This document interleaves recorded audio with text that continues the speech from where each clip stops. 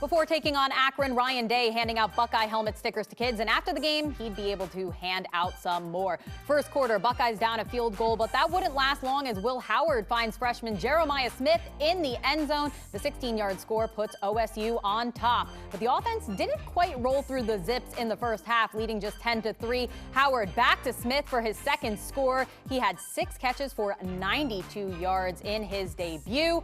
But it was just 17-3 at the half when two-time Heisman Trophy winner Archie Griffin dots the I in the script, Ohio. To the second half now, it's all Buckeyes at the 2. Quinshawn Judkins rushes in for the touchdown to make it 24-3. Ensuing Zips position, it's quarterback Taj Bullock keeps it for himself, then runs into the Silver Bullet defense. Ball is fumbled. Lathan Ransom the scoop, and with a bunch of Buckeyes in front of him, the score. The first of 2 defensive touchdowns in this one, and that gets lots of love from Brutus. Now James Peoples adds another rushing TD in the third as Ohio State wins 52-6. Will Howard was 17-28 for 228 passing yards with 3 scores in his Ohio State debut. Mark Coons tells us the Buckeyes' start to the season was a blowout win, but perhaps not as big of a blowout. Ryan Day saw that first half probably like many of you at home saw it. A clunky first half for the Buckeyes before they settled in the second half to blow out the Zips. We sort of settled in and started to have more fun and kind of, we started to play with a little looser, which is the way we need to play. And I thought we were a little bit uptight early on, and we can't play like that. One of our goals in this game was to play clean, and I feel like we didn't really do that in the first half.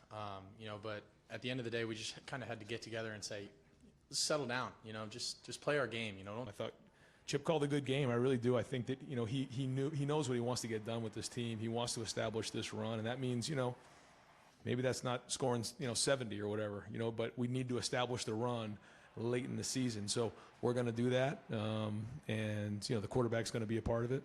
Part of the issue in that first half, heralded freshman wide receiver Jeremiah J.J. Smith dropped his first target, but the Buckeyes had faith in the receiver, and it paid off with 2 touchdown catches. Just move on. I mean, it's football. You got more football to play. You got 4 quarters of football, so just move on. Just keep my head down. Just keep working. That's all. He's built different.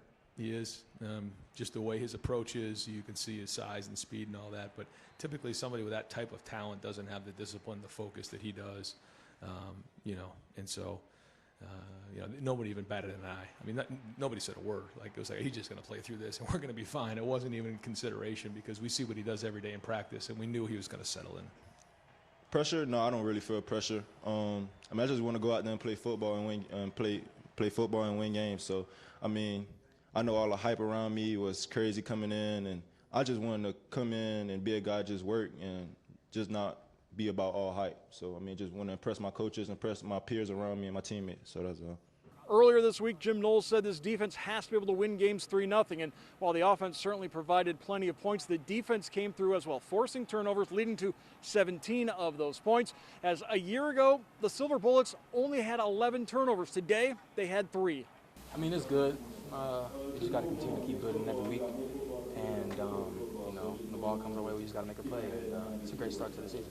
That was a big emphasis on this offseason was, we had such a great defense last year, led the nation in explosive plays, stuff like that, but we didn't have as many turnovers as we wanted. So all offseason we're working on getting as many turnovers as we can, and, it showed in game 1. The Buckeyes said it themselves. There are things they need to improve on throughout this season, but next week should be another easy victory as they host Western Michigan under the lights in the shoe.